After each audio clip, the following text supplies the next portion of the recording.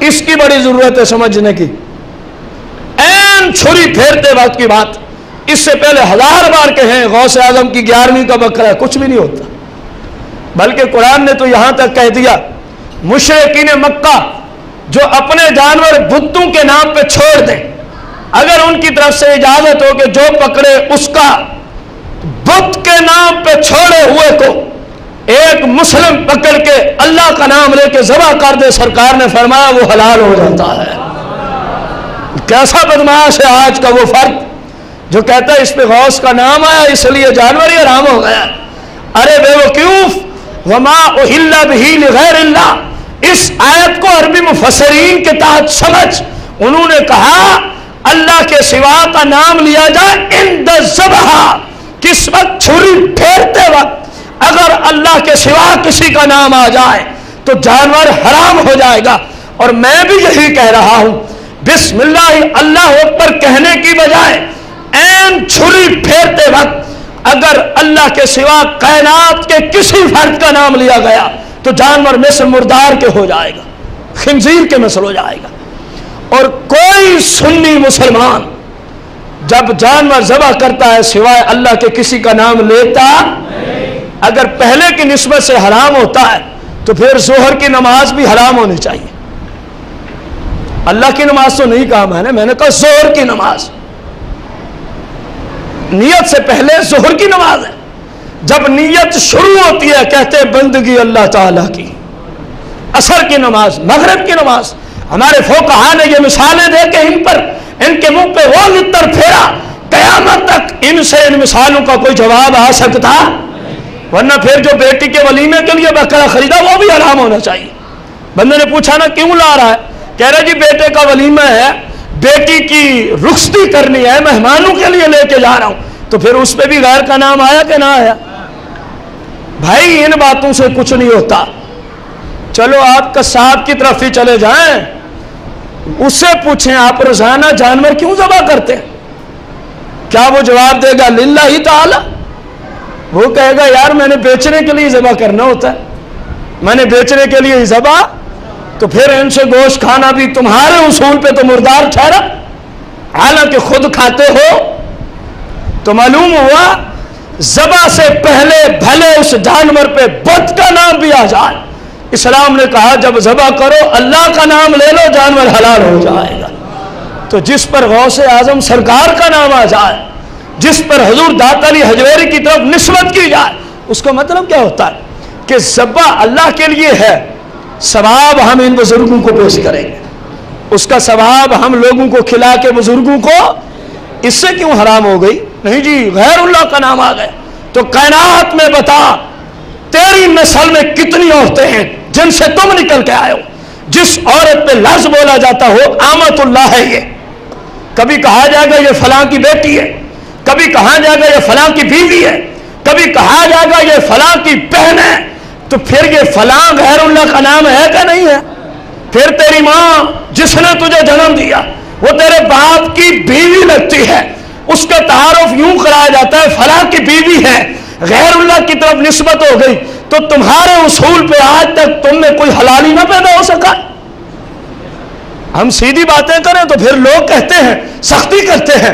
بھائی ہماری مجبوری ہوتی ہے بسا اوقات، اس قدر لوگ بدمعاشی میں بڑھ گئے، ہم چپ کر کر کے مر گئے کہ بولیں گے تو فتنہ ہوگا، بولیں گے تو یہ ہوگا. جو ہوتا ہے اس کو ہونے دو، جہاں مجبوری ہوگی بولیں گے، جو ہوتا ہے اس کو ہونے دو. جو گولی مارتے ہیں مجھے مار دیں، مجھے ماریں گے نا، میں ہی بول رہا ہوں مارنے دیں.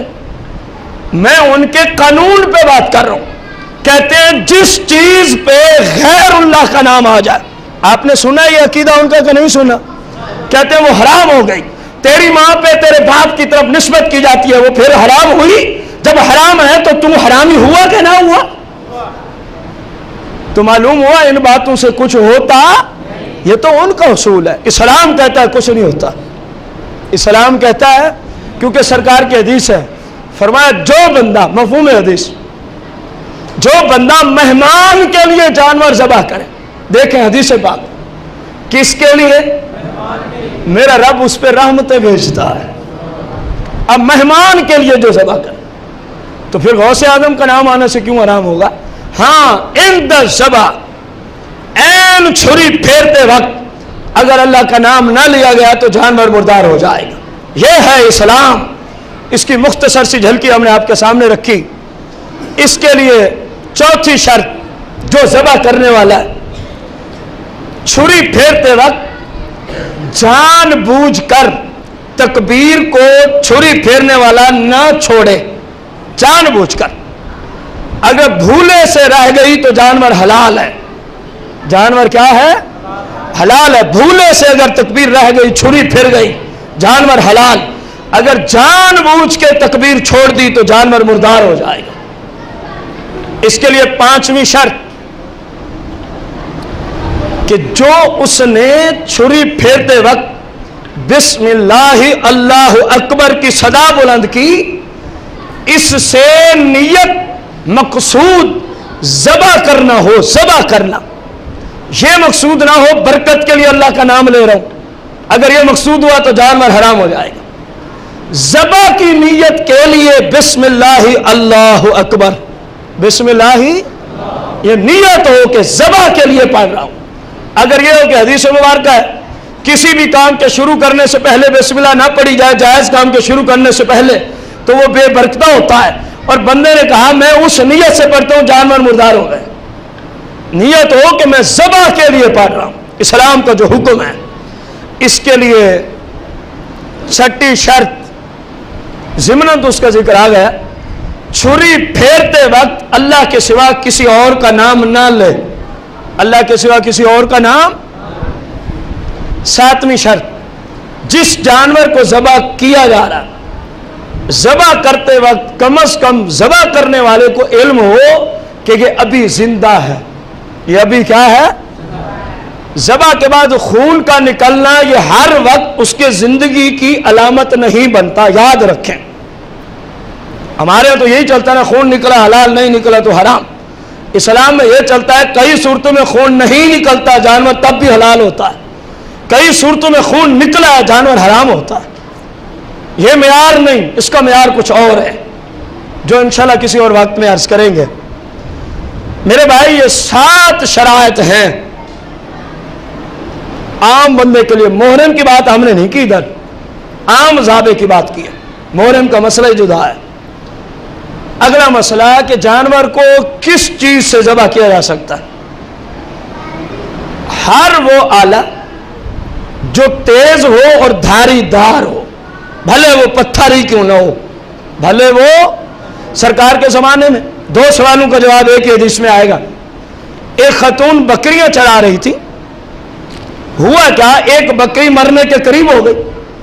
اب ایک تو عورت ہے، دوسرا اس کے پاس چھری نہیں تھی، اس کو کوئی ایسا پتھر مل گیا جس کے ساتھ ذبح کیا جا سکتا، اس نے اس کو ذبح کر دیا۔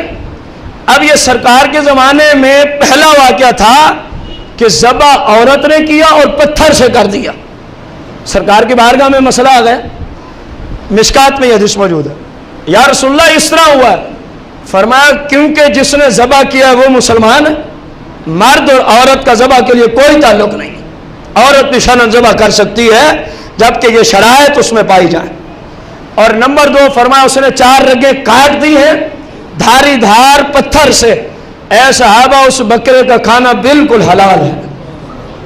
2 سوالوں کا جواب آیا، ایک تو صرف چھری ضروری نہیں، دھاری دار کوئی چیز بھی ہو سکتی ہے، حتیٰ کہ فوقہ نے تو تیز ترین درانتی ہو تو اس کے ساتھ بھی ذبح کو حلال لکھا ہے۔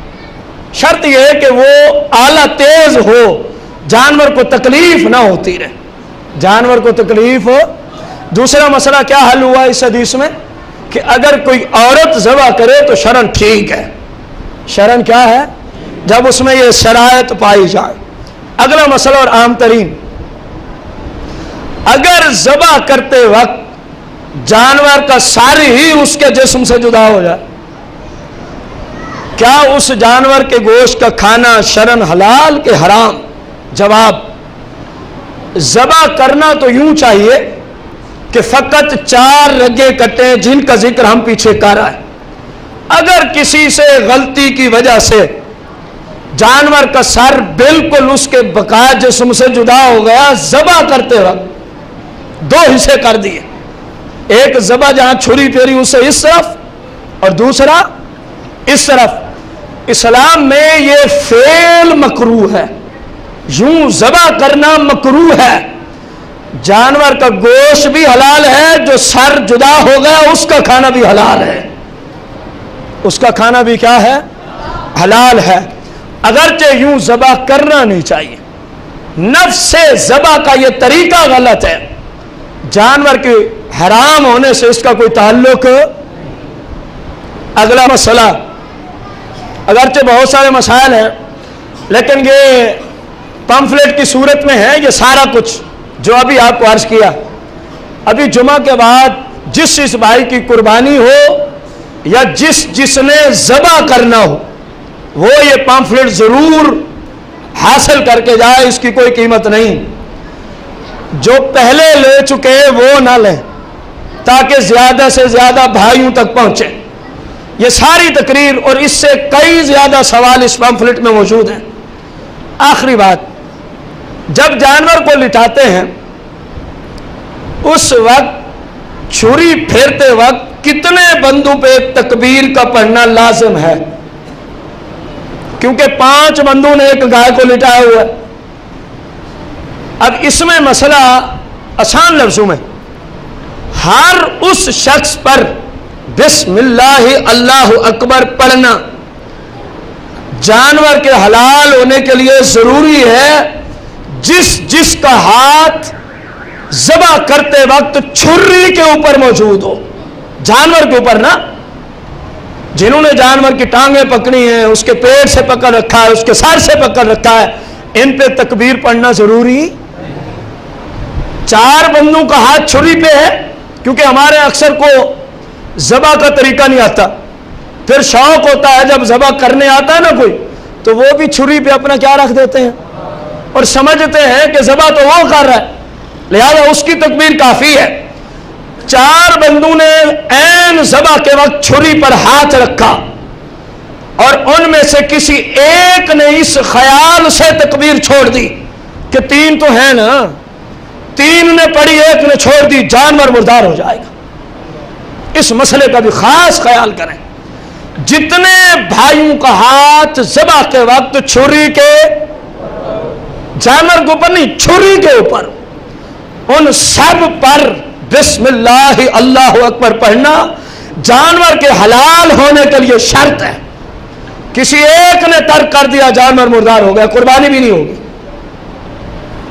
بہت سارے اور مسائل جو وقت کی قلت کی وجہ سے ہم عرض نہ کر سکے، انشاءاللہ آپ اس پمفلٹ کی صورت میں پڑھ سکیں گے، اور یہ فقہ حنفی کی معتبر ترین کتب سے اس بروشر کی تیاری میں استفادہ کیا گیا۔ اب آپ سے اپیل ہے اس کو خود پڑھیں پھر آگے پھیلائیں، کاپیاں کروا کے آگے صدقہ جاری ہے۔ جب آپ پڑھیں گے انشاءاللہ آپ خود محسوس کریں گے کہ ان مسائل کی کتنی زیادہ ضرورت ہے ذبح کرنے والوں کو خصوصاً۔ اللہ تعالیٰ ہم سب کو اسلام، اس کی تعلیمات سیکھ کر عمل کی توفیق عطا فرمائے، آمین بجاہ النبی الکریم علیہ الصلاۃ والتسلیم۔